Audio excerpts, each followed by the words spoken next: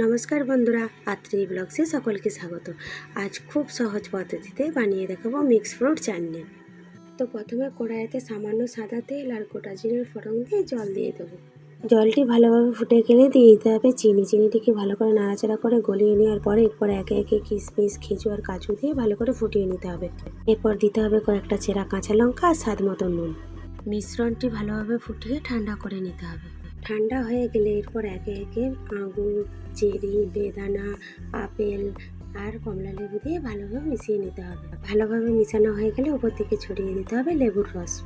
তাহলেই তৈরি হয়ে যাবে আমাদের টক ঝাল মিষ্টি মিক্স ফ্রুট চাটনি। তো বন্ধুরা, এরকম সহজ পদ্ধতিতে আপনারাও বানিয়ে দেখতে পারেন। আশা করি ভালো লাগবে। আজকের রেসিপিটি কেমন ছিল বন্ধুরা, অবশ্যই কমেন্ট বক্সে কমেন্ট করে জানাবেন। আরও নতুন নতুন ভিডিও পেতে অবশ্যই আমার চ্যানেলটি সাবস্ক্রাইব করবেন। সকলে খুব ভালো থাকবেন, সুস্থ থাকবেন। টাটা।